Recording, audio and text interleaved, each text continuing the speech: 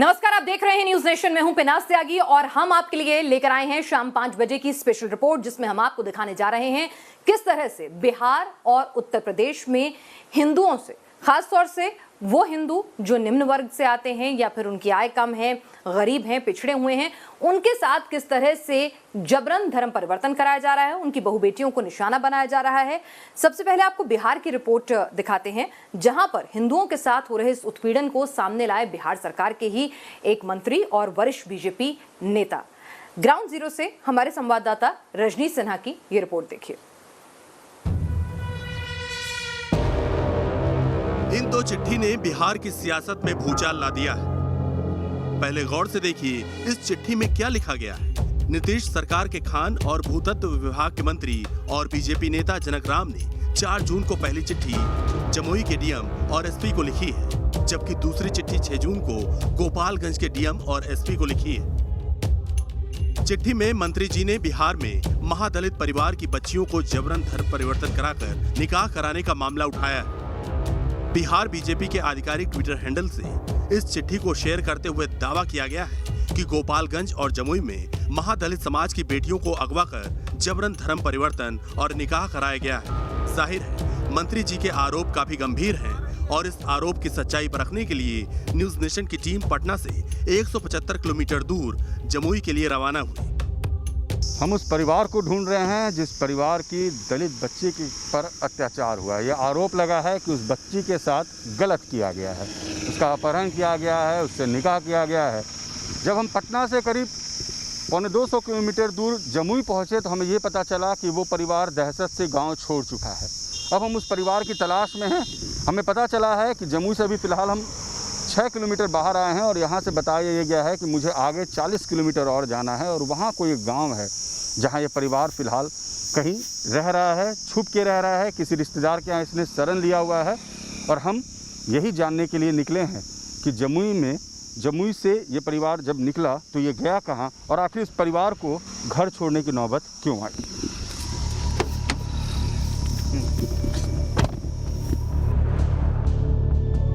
पीड़ित परिवार डर से घर बदल बदल कर अलग अलग जगहों पर अपना ठिकाना बना रहा है, लेकिन हमारी कोशिश जारी रही और न्यूज नेशन ने इस पीड़ित परिवार को ढूंढ निकाला। बिहार के खान भूतत्व मंत्री ने जमुई के एसपी को खत लिखा और ये बताया कि कैसे दलित समाज की बेटियों का किया जा रहा है धर्म परिवर्तन। इस मामले को लेकर पूरे बिहार में सियासी उबाल उठा है। ये परिवार कहाँ है, कैसे है, किसी को नहीं पता, क्योंकि इस परिवार ने इस घटना के बाद से अपना गाँव छोड़ दिया है। हम इन्हें तलाशते तलाशते एक इलाके में पहुंचे और हमें ये पता चला कि ये परिवार लगातार डर से घर बदल रहा है, ठिकाना बदल रहा है। हमारे साथ रविदास जी मौजूद हैं, जिनकी पुत्री के साथ ये घटना घटी।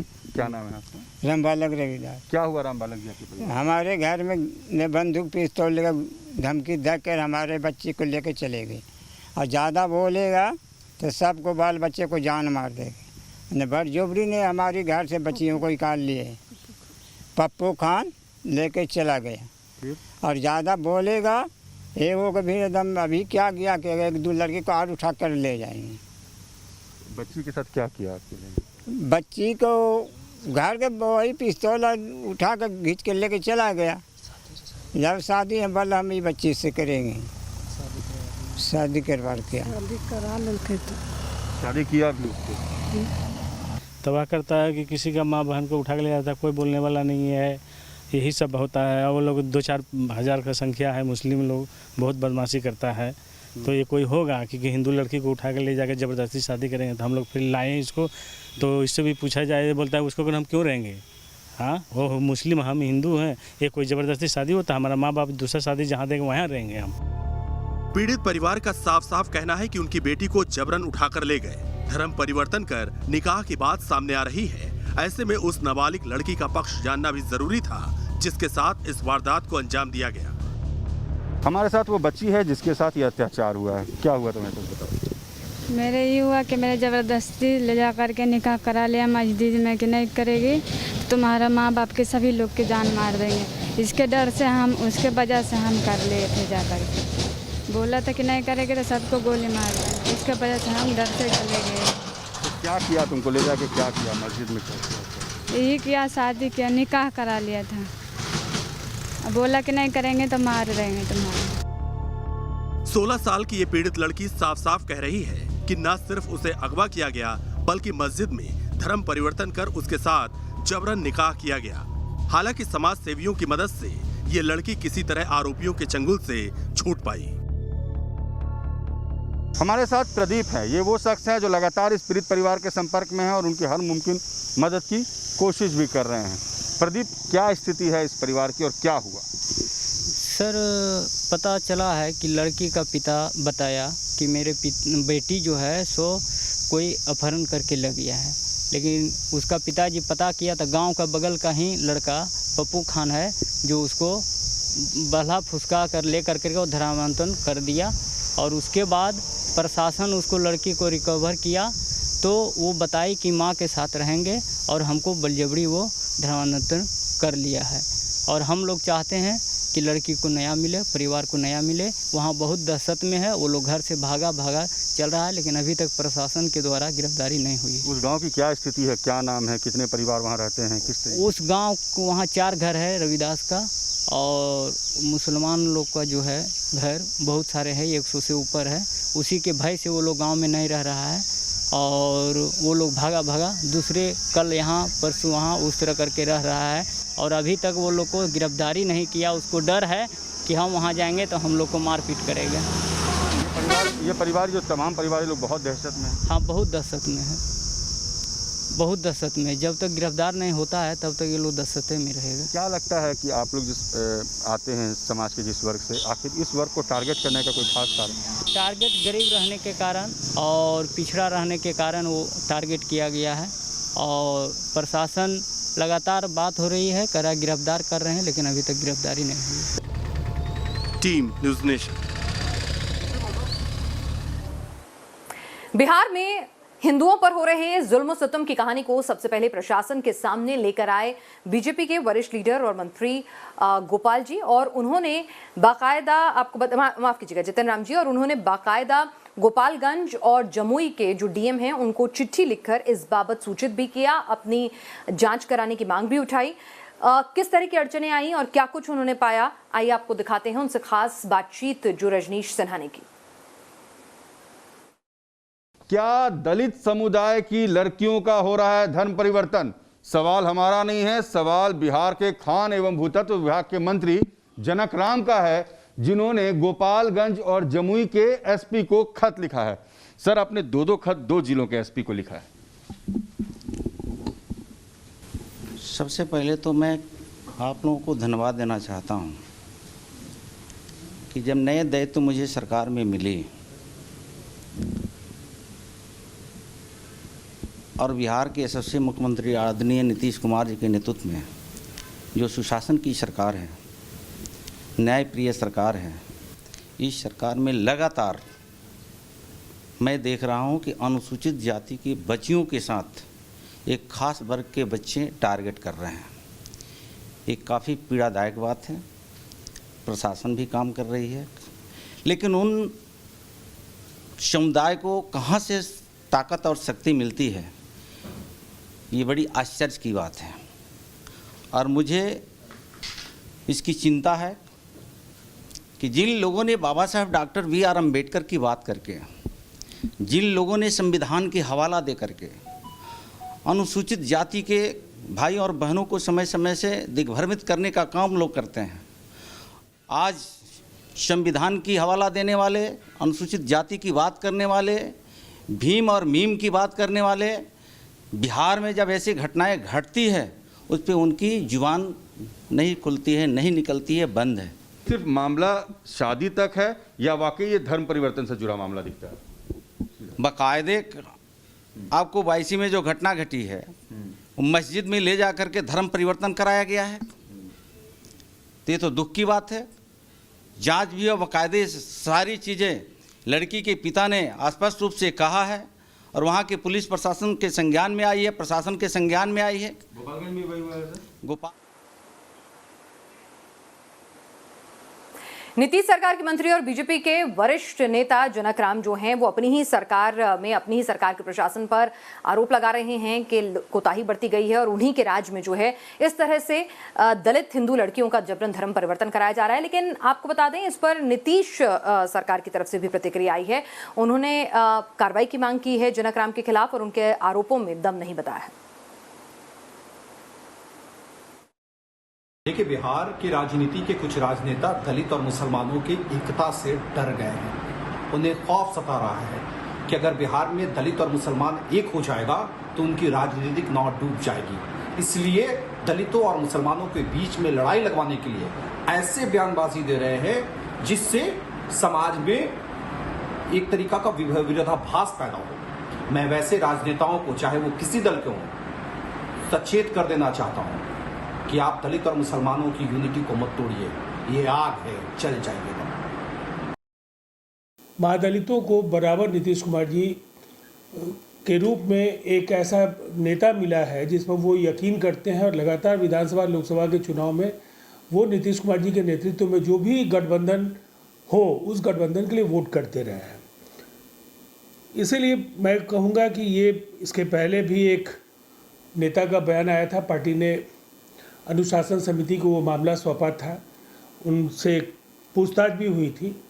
इस बार भी जरूर भारतीय जनता पार्टी के शीर्ष नेतृत्व को जनक राम जी के इन बयानों का संज्ञान लेना चाहिए।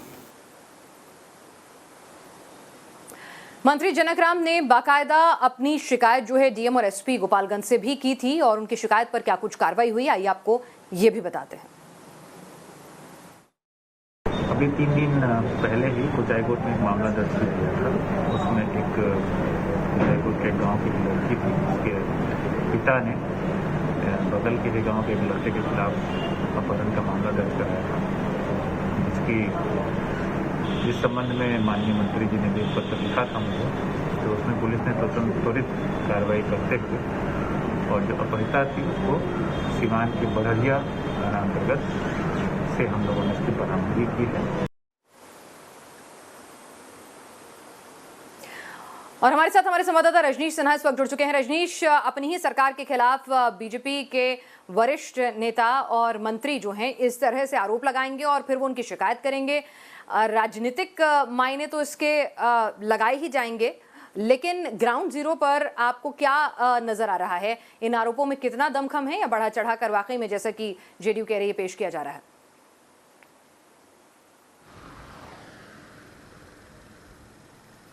जी देखिए, पहली बात ये कि इस तरह के जब आरोप लगते हैं तो बिहार का सियासी पारा अमूमन चढ़ जाता है, और वो भी जब गठबंधन के अंदर बीजेपी के नेता पिछले कुछ दिनों से लगातार नीतीश कुमार की सरकार पर रहते हुए सरकार में आरोप लगा रहे हैं, विधि व्यवस्था को लेकर, अधिकारियों के रवैये को लेकर।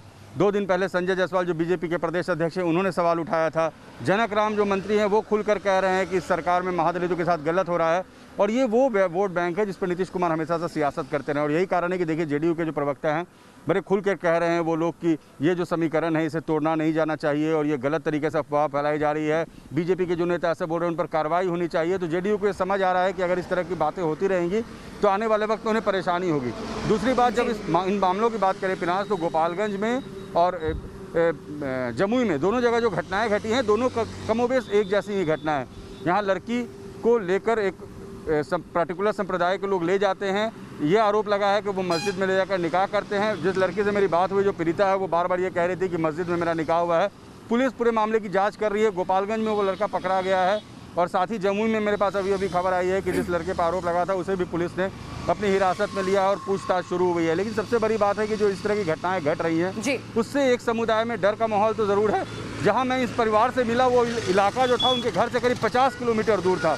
बिल्कुल सन्नाटे में, सुनसान में, बिल्कुल गुप्त तरीके से वो लोग आते हैं, मुझसे मुलाकात करते हैं और ऑटो में चले जाते हैं। तो ये डर और दहशत जो है ये परेशान करता है।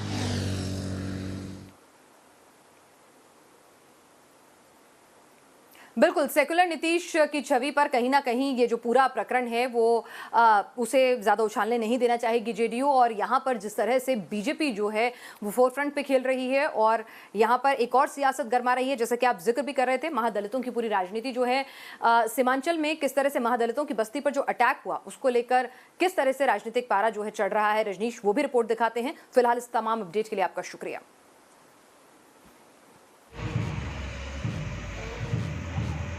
जले हुए घर और हंगामे की ये तस्वीर बिहार के पूर्णिया जिले की है। यहाँ के मुस्लिम बहुल इलाके बायसी में 19 मई की रात महादलित बस्ती को आग के हवाले कर दिया गया।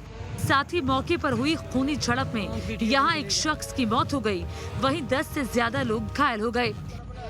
पीड़ित दलित समाज का आरोप है कि 300 लोगों की भीड़ ने 3 ओर से उनकी बस्ती पर हमला किया, आग लगाई और भागने की कोशिश करने पर उन्हें बेरहमी से पीटा गया।